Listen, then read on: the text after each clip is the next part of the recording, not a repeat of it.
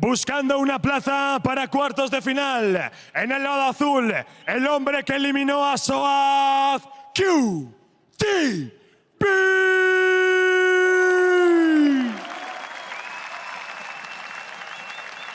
And as a mid laner, he's already dominated on Katarina, LeBlanc, and Syndra. Somebody take him off of these champions. It's Maple!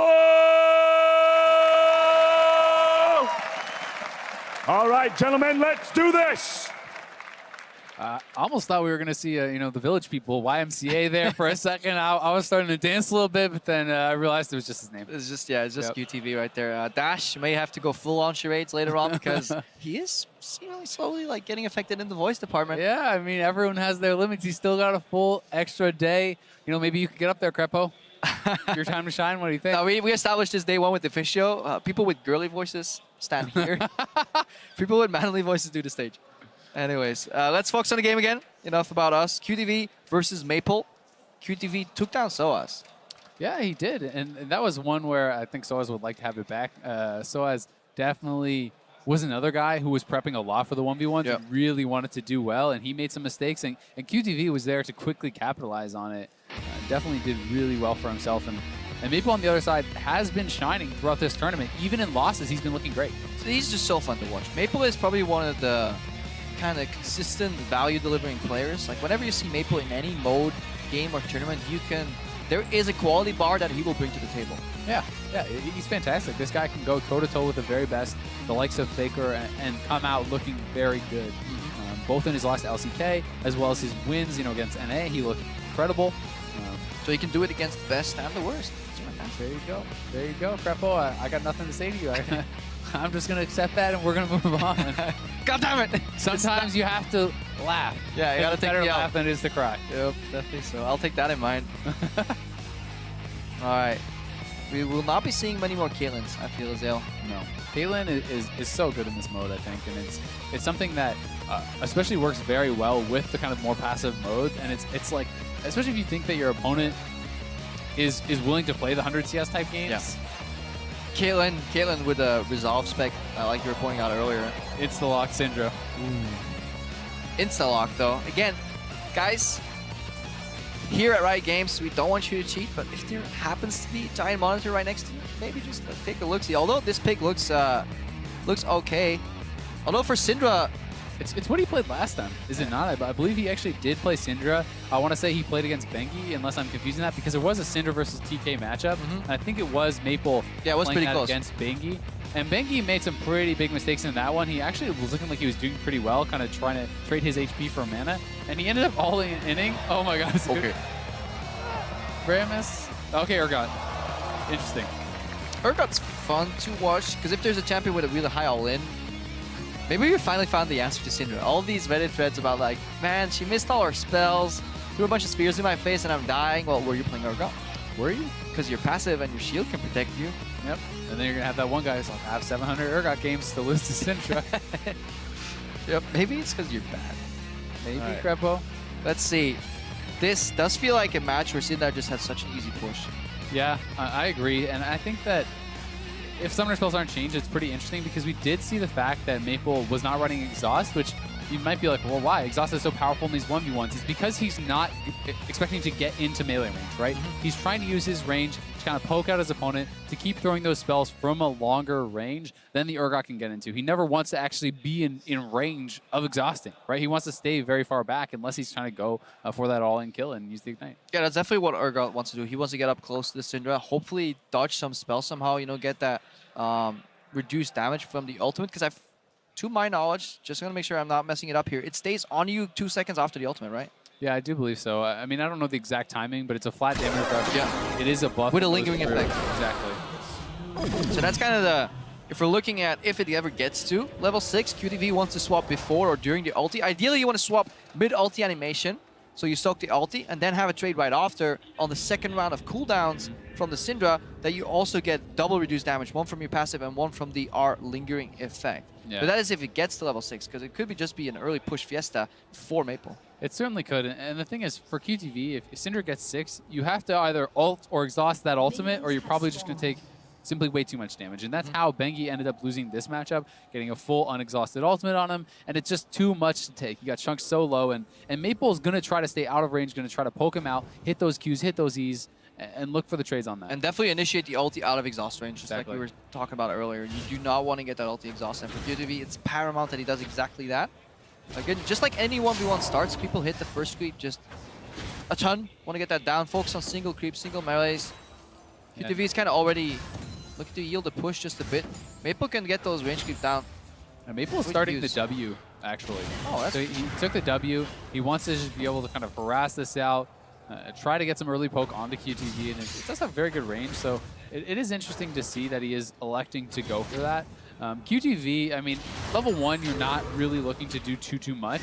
You are much more hoping for that level 2. You hit your E, and then you start to get really, really good trades. Yeah, QTV is running 0-18-12. So he's doing a Thunderlord's Urgot with then a Resolve side spec. And the full mana regen there. So he has all the HP regen talents and the mana regen talents, which I really do like quite a lot. And it may allow him to kind of skip something like a tier that Impact went into, right? You can go for something like a Hex Drinker instead. You can go for more defensive options because you may not need to itemize as heavily into the mana regen. And that can help you to survive an all-in that may come from Maple. And if you can live through that ultimate, if it gets there, obviously, and kind of get up in his face and really start to kind of get that fight close and personal, you could win. Yeah, definitely so. Maple right now, honestly, wants to get the most out of his spells. That's why he's lost sitting purely with auto attacks. Doing a decent job so far, not dropping too much CS, still feeling a few ahead. QTV, that's a good connect here on level 3, obviously. Sidesteps to counter damage, that's a really beautiful trade. Oh, he's looking...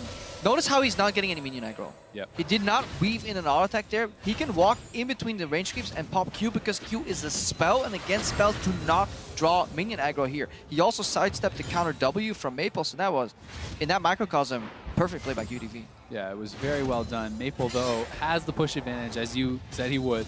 And he's going to get that early base and likely pick up a Doran's or something. So he goes double Doran's, he gets the Fairy Charm. So it's all mana regen. He wants to stay out of range of his opponent, spam out these spells, and try to just win it out. Probably either wave control or just an all-in from out of range of his opponent. And QTV is so behind on the push, so he is going to be late to back. But it's very interested to see, I'm very interested to see what he's actually going to be able to buy. Like, does he go defensive here straight off the bat, or does he go double Doran's into a longsword? Oh, it's tier anyway. Wow, I'm actually shocked. Yeah, he just specs really deep into... And Fairy Charm? I actually think this doesn't really make super a lot of sense when you have full mana regen masteries, because I don't think you're actually going to Oof. I mean, Urgot ooms very quickly.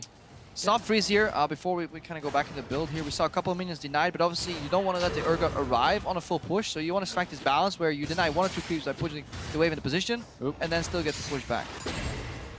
Yeah, well, QTV, we'll see if it's certainly not going to have any mana problem now. I mean, Fairy Charm, tier, surprise, man. Mana regen masteries. Look at that damage, though. Even without really any AD, that is a massive amount of damage that he's able to do, and every time you connect. Beautiful E placement as well. That was at the edge, so just like, this guy, like, if you miss your E on Urgot, you get counter traded so hard because you're utterly useless. So this is one spell you need to connect because it sets everything up.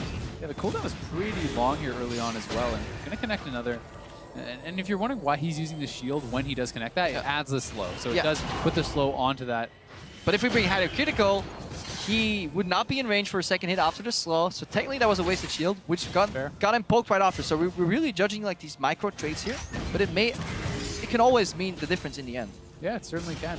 A lot of these matches have come down to very, very small differences, and QTV able to absorb a lot of that damage. And you know, if this does go further, will he pick up the null magic mantle? Will he build more defensively?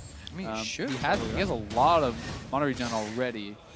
And he could just kind of turn himself into a semi-tank. Yeah, and the thing that we kind of overlooked with this heavy kind of reliance on mana is that he can use more spells on the wave now. That's fair. And then leverage the push. We see a level 6 on Maple right now. QTV did it as well. He has control because he has a zone control from E. I like this from Maple. Yeah, that was really nicely done. He lands the stun, pushes him back, able to take away that health relic, but does get a trade on the way out. And Fox of Thunder, what does it look like? QTV has to be careful because a lot of Urgot players, they get so sucked in and they're walking in range to do another Q.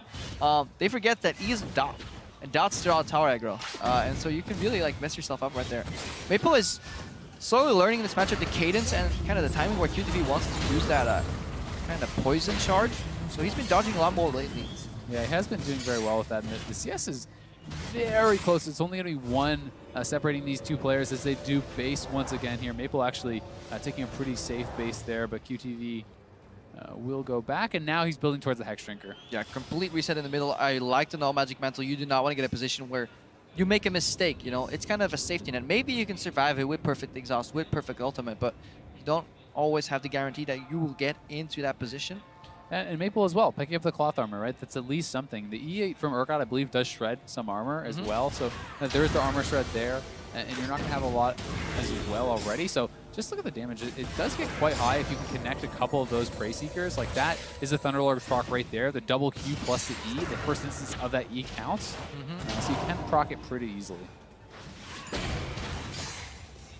And obviously, no need for Warlord to stay in because he's so zone reliant, keeping Maple at bay here. It is slowly turning into a CS match, so we got to keep tracking that. There's a 2 CS lead here in the end if everything plays out well. Now, what do you think?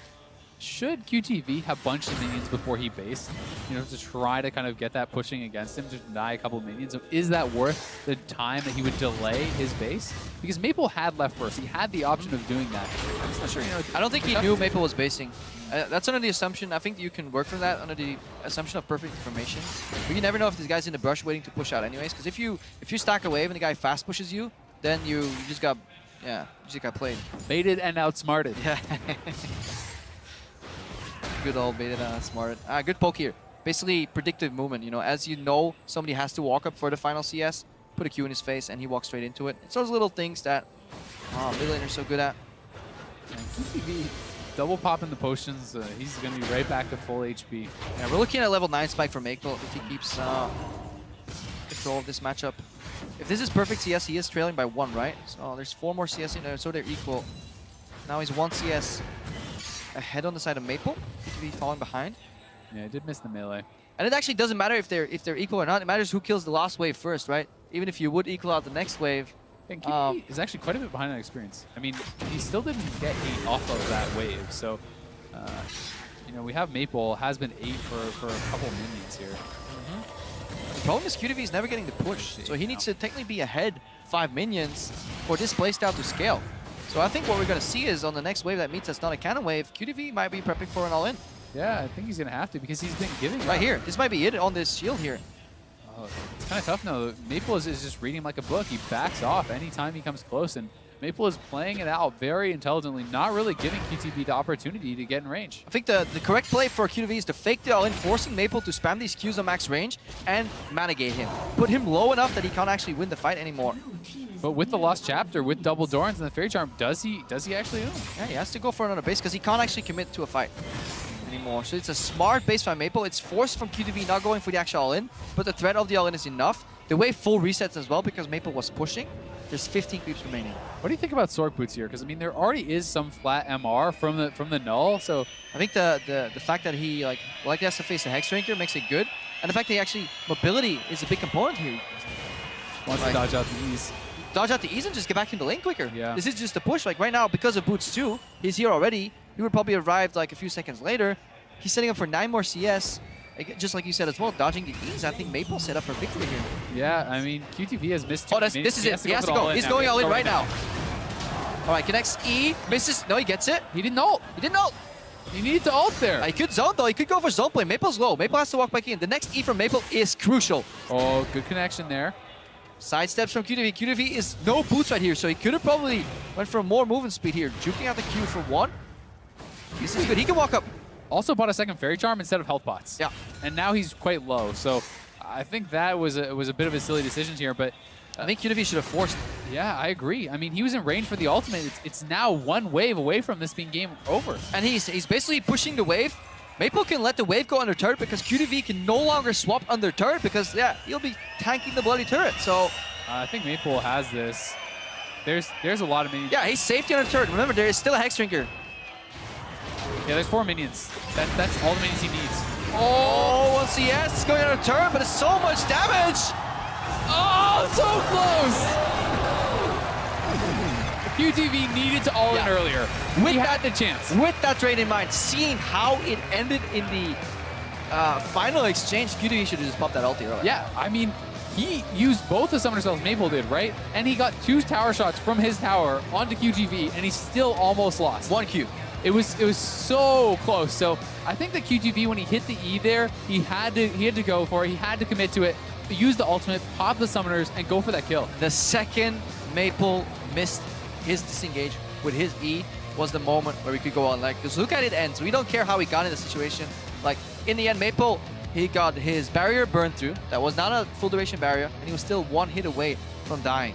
Yeah, that was insanely close, and it just came down to that. I mean, QTV did not pull the trigger when he had the chance, and Maple playing to his win conditions, playing it very smart, avoiding that all in as best as he possibly could, and he's going to move on again. Yeah, and we also learned that Syndra. the crowd just wants to see blood. They don't care about the nuances of positioning, cooldown rotations, you know, missed abilities. All they want to see is somebody die.